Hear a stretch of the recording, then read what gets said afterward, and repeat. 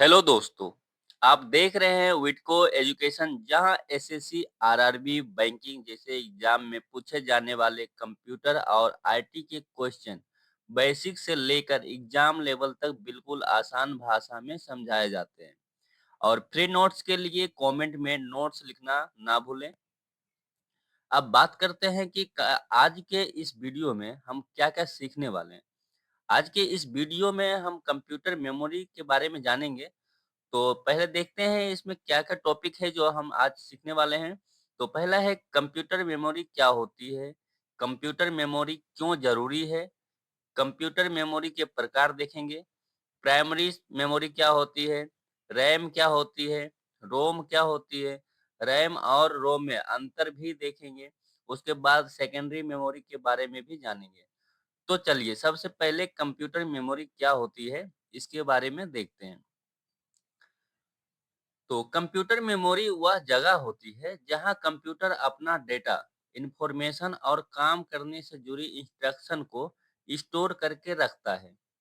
जब हम कंप्यूटर को कोई भी काम बताते हैं, जैसे टाइपिंग करना, वीडियो चलाना, इंटरनेट यूज करना या कैलकुलेशन करना, तो कंप्यूटर सबसे पहले उस जानकारी को मेमोरी में रखता है।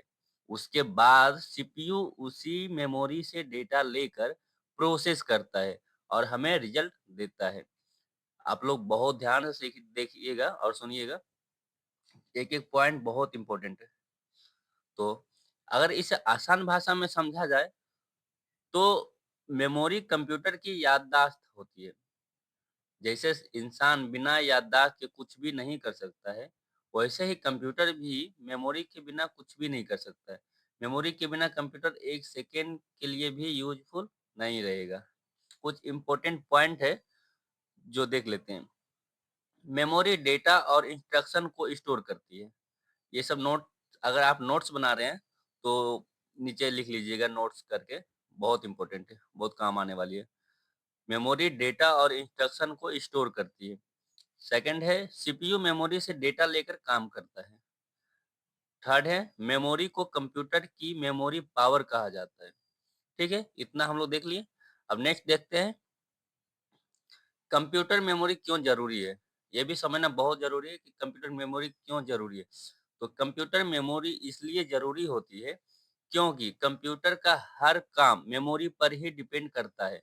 कंप्यूटर जो भी इनपुट लेता है, वह मेमोरी में जाता है। सॉफ्टवेयर और प्रोग्राम में सो सॉफ्टवेयर और प्रोग्राम भी मेमोरी की मदद से ही चलते हैं। जब सीपीयू डेटा पर चलता है, तो रिजल्ट भी मेमोरी में ही बनता है और वहीं से स्क्रीन पर दिखता है। मतलब कहा जाए तो मेमोरी में ही सब कुछ होता है, जितना भी उसका डेटा, इंस्ट्रक्शन कुछ भी रहता है, जो हमें सीपीयू रिजल्ट बनाकर आउटपुट देने वाली होती है, वो भी जाकर मेमोरी में ही स्टोर होती है, जो कि बाद में हमें स्क्रीन पर आउटपुट दिखाई देता है। तो ये सब बहुत ज़रूरी है। ध्यान से सुनेंगे तभी आप लोग को समझ में आएगा। अगर कंप्यूटर में मेमोरी नहीं होगी तो वह ना तो डेटा को याद रख पाएगा, ना सॉफ्टवेयर चला पाएगा और ना ही रिजल्ट दिखा पाएगा। इसलिए मेमोरी कंप्यूटर का सबसे इम्पोर्टेंट पार्ट्स है। ठीक है? इतना समझ में आया? अब देखते हैं मेमोरी की ज़रूरत क्यों पड़ती है? तो मेमोरी की ज़रूरत क्यों पड़ती है? डेटा स्टोर करने के लिए, सॉफ्टवेयर और प्रोग्राम चलाने के लिए, प्रोग्रेस किए गए रिजल्ट दिखाने के लिए। मतलब जो सीपीयू में प्रोसेस हुआ है, वो प्रोसेस किए गए रिजल्ट को दिखाने के लिए। ये सब नोट्स मैं पॉइंट करके इसलिए लिख रहा हूँ कि आप लोग को नोट्स बनाने में हेल्प मिलेगी। आगे देखते हैं, मेमोरी अगर ना हो तो क्या होगी? तो कंप्यूटर कुछ याद नहीं रख पाएगा, ये सही बात है। अगर मेमोरी नहीं होगा तो जहाँ पर हमारा डेटा स्टोर होती है, कंप्यूटर स्टोर करती है, तो वो सब डेटा ही नहीं याद रख पाएगा। सॉफ्टवेयर नहीं काम करेगा, तो अगर डेटा ही नहीं रहेगा तो सॉफ्टवेयर काम करना भी बंद कर देगा। तो कंप्यूटर क्या होगा? बेकार हो जाएगा। आगे देखते हैं, कंप्यूटर मेमोरी के प्रकार मतलब उसके टाइप्स, कितने टाइप्स के हैं। तो कंप्यूटर मेमोरी को मुख्य रूप से 2 भागों में बाँटा गया, उसको 2 भागों में डिवाइड किया गया। सॉरी, 2 डिवाइड किया है। यह क्लासिफिकेशन एग्ज़ाम के लिए बहुत इम्पोर्टेंट है। एकदम सही बात है, याद रखिएगा। मैं हर बात को पहले सोच के लिख लेता हूँ, उसके बाद मैं उसका पीपीटी बना लेता हूँ, नोट्स कर लेता हूँ, उसके बाद मैं रिकॉर्डिंग करता हूँ, ताकि मेरे से कोई भूल ना हो। ऐसे में कुछ भी बक दूँगा तो फिर आप लोग को अच्छा नहीं लगेगा और आप लोग को भी स्क्रीनशॉट लेने में आसानी हो जाएगी कि जो लिखा हुआ है मैं सजा के इसलिए लिख देता हूँ। तो देखते हैं कंप्यूटर मेमोरी के प्रकार क्या है। तो पहला है प्राइमरी मेमोरी जिसे मेन मेमोरी कहा जाता है। दूसरा है सेकेंडरी मेमोरी जिसे ऑक्सिलरी मेमोरी कहा जाता है। प्राइमरी मेमोरी कंप्यूटर के करंट वर्क के लिए यूज़ होती है। याद रखिए ये लाइन इम्पोर्टेंट है। प्राइमरी मेमोरी जो है वो करंट वर्क मतलब जो करंट में हो रहा है, रनिंग में चल रहा है, उसके लिए यूज़ होती है। जबकि सेकेंडरी मेमोरी को डेटा लंबे समय के लिए स्टोर किया जा सकता है, लेकिन इसमें बहुत ज़्यादा डेटा स्टोर नहीं कर सकते। सेकेंडरी मेमोरी डेटा लंबे समय के लिए स्टोर किया जाता है और प्राइमरी मेमोरी के लिए करंट वर्क के लिए मतलब रनिंग के टाइम के लिए ही यूज़ कर सकते हैं। अगर कंप्यूटर बंद होगा तो शायद शायद नहीं, कंप्यूटर बंद होगा तो वो डेटा मेमोरी में नहीं रहती है। आगे मैं बताऊँगा इसके बारे में। आगे देखते हैं, प्राइमरी मेमोरी क्या होती है इसके बारे में जानकारी लेते हैं। तो प्राइमरी मेमोरी वह मेमोरी होती है जिसे सीपीयू सीधे यूज़ करता है। जब कंप्यूटर स्टार्ट होता है और कोई प्रोग्राम रन करता है, तो सबसे पहले वह प्रोग्राम प्राइमरी मेमोरी में लोड होता है।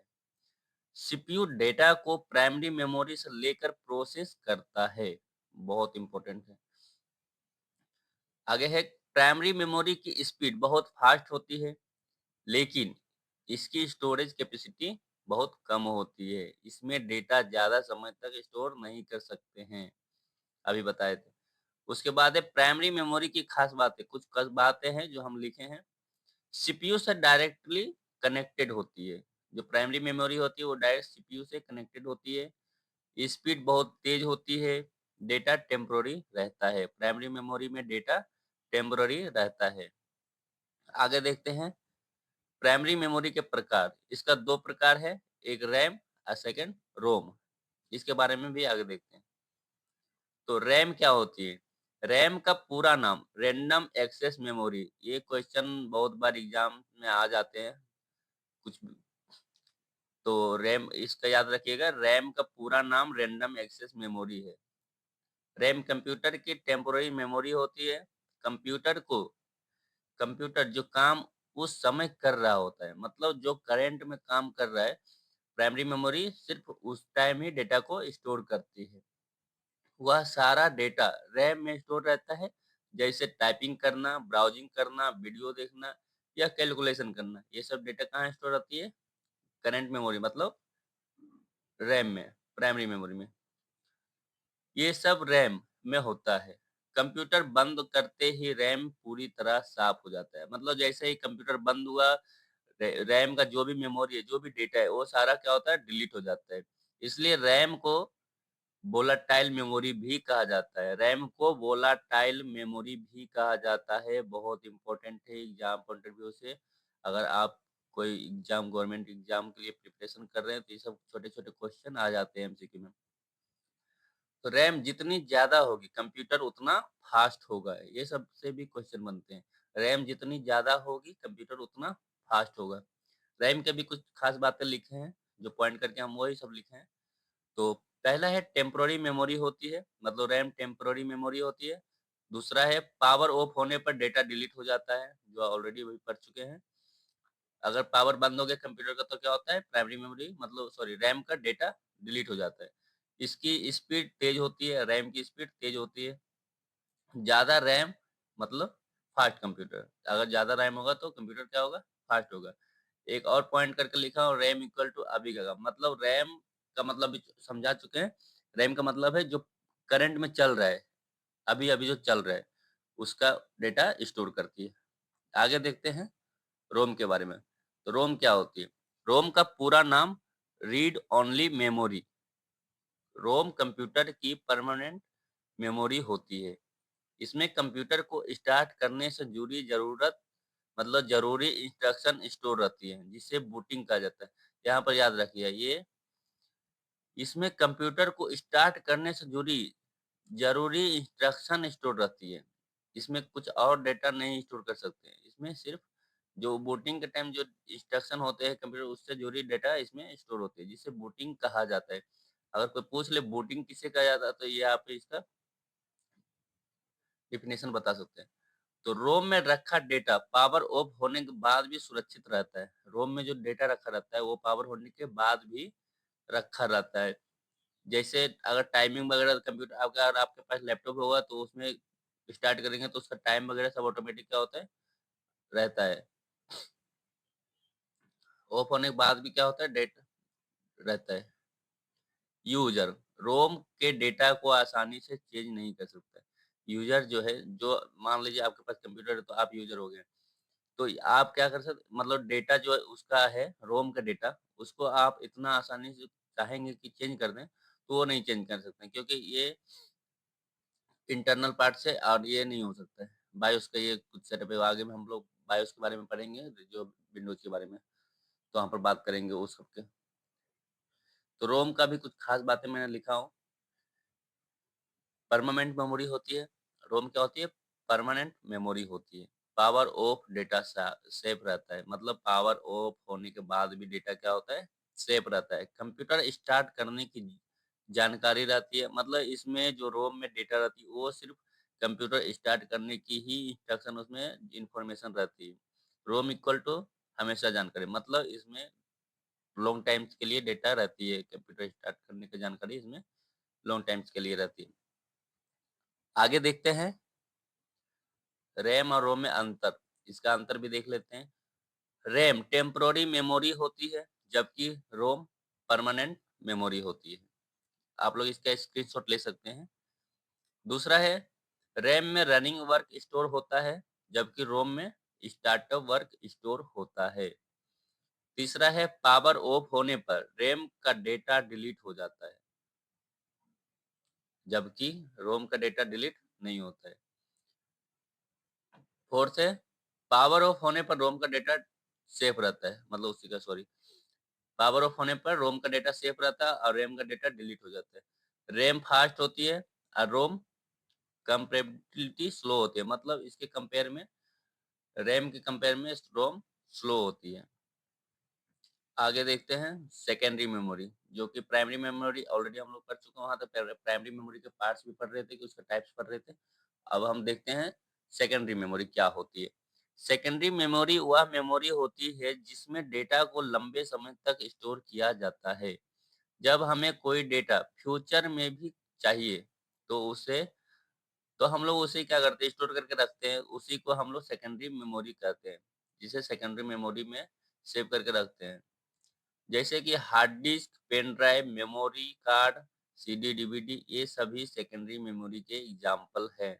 इसकी स्टोरेज कैपेसिटी बहुत ज़्यादा होती है, लेकिन स्पीड प्राइमरी मेमोरी से कम होती है।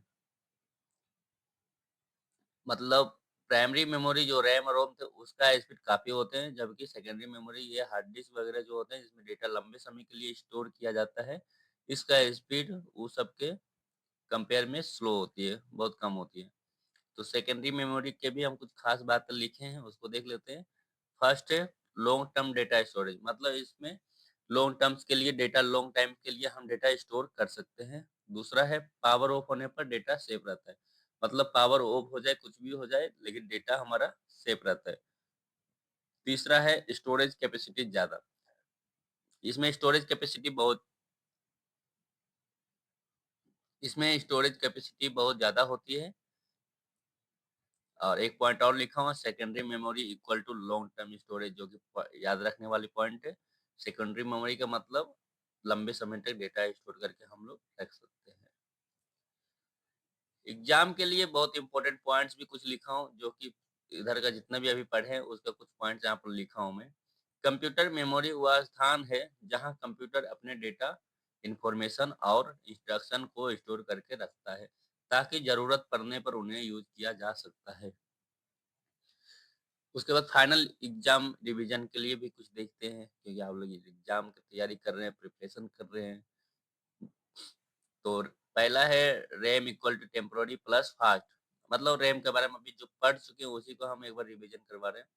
RAM equal to temporary plus fast. RAM क्या होता है? टेम्पोररी मेमोरी होती है और लेकिन वो बहुत फास्ट होती है। रोम क्या है? परमानेंट मेमोरी है और वो किसके लिए यूज किया जाता है? बूटिंग के टाइम यूज होता है। Primary memory equal to CPU memory, मतलब सीपीयू मेमोरी कहाँ से डेटा लेती है? प्राइमरी मेमोरी से, तब जाके सीपीयू प्रोसेस करती है। Secondary memory equal to long term storage. Secondary memory क्या है? लंबे समय के लिए हम उसमें डेटा को स्टोर करके रख सकते हैं। इसका आप स्क्रीनशॉट ले सकते हैं। तो दोस्तों, आज के क्लास में हमने कंप्यूटर मेमोरी के बारे में पढ़ा। हमने समझा कि कंप्यूटर मेमोरी क्या होती है, कंप्यूटर मेमोरी क्यों ज़रूरी है, कंप्यूटर मेमोरी के प्रकार, प्राइमरी मेमोरी क्या होती है और रैम क्या होती है, रोम क्या होती है, दोनों में अंतर भी देखा। सेकेंडरी मेमोरी के बारे में भी पढ़ा। उम्मीद है कि आज का यह टॉपिक आपको क्लियर हुआ होगा और नोट्स बनाना भी आसान रहा होगा। अगले लेक्चर में हम स्टोरेज डिवाइस को पूरा डिटेल में पढ़ेंगे, क्या-क्या है उसके बारे में। तो आज का एक सवाल भी देख लेते हैं, एक क्वेश्चन है। आप लोग कमेंट में उसका आंसर लिख के जाइएगा। अगर आप लोग ध्यान से पढ़े होंगे तो आप दे पाएँगे आंसर। तो कंप्यूटर मेमोरी का मुख्य कार्य क्या होता है? उसको आप डिटेल में भी लिख सकते हैं, शॉर्ट में भी लिख सकते हैं। आप प्लीज़ कमेंट कीजिएगा। तब तक के लिए धन्यवाद। मिलते हैं नेक्स्ट वीडियो में।